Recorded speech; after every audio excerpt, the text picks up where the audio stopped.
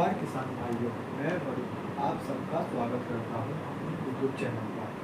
मैं आशा करता हूँ कि आप सब अच्छे होंगे।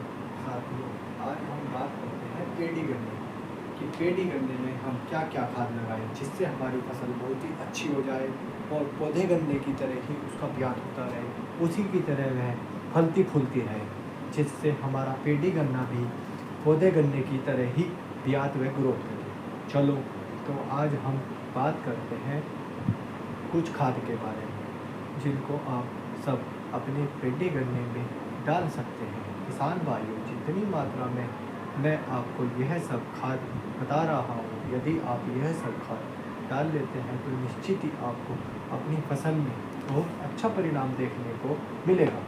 चलो तो किसान भाइयों, बात करते हैं कि हमको किस किस खाद को लगाना चाहिए। किसान भाइयों, इन खाद का परिणाम लगभग आपके खेत में 1.5 माह तक चलता है, तो कृपया करके आप अगले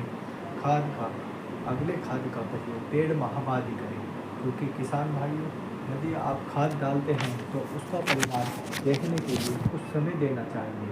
यदि आप खाद के बाद जल्दी ही दूसरा खाद लगा देते हैं तो आपको पहले डाले गए खाद का उपयोग ढंग से पहले डाले गए खाद का परिणाम सही से देखने को नहीं मिलेगा।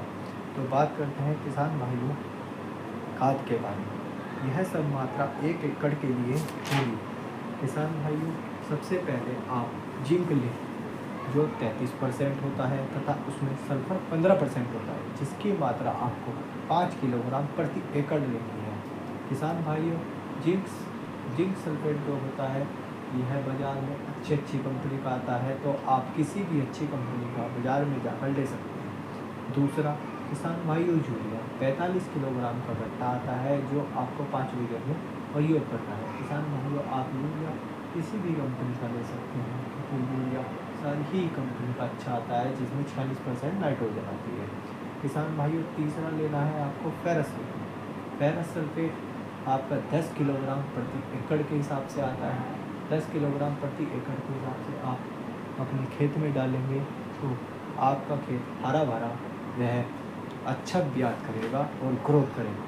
किसान भाई, चौथा इसमें रिजेंट डाल सकते हैं 3% वाला, जिसमें 10 किलोग्राम आपको एक रिजेंट लेना है जो किसी अच्छी कंपनी का आप बाज़ार में जाकर ले सकते हैं। पाँचवा, किसान भाइयों, आपको एक सागरिका के नाम से पैकेट आता है। यह 10 किलोग्राम का पैकेट होता है जो इफ़को कंपनी का आता है।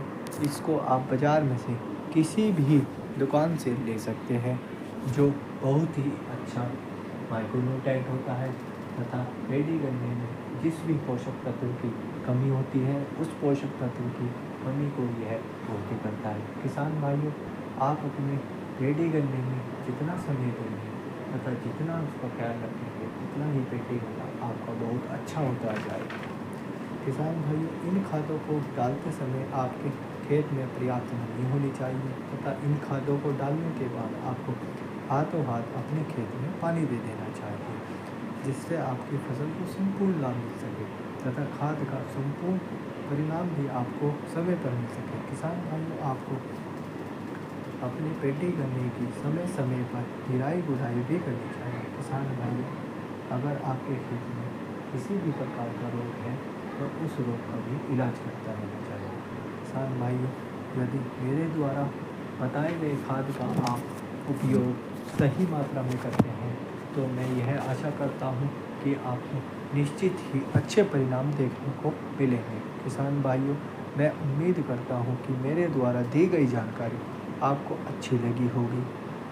यदि आपको मेरे द्वारा दी गई जानकारी अच्छी लगी हो तो कृपया करके आप मेरे चैनल को सब्सक्राइब करें तथा चैनल को लाइक करें।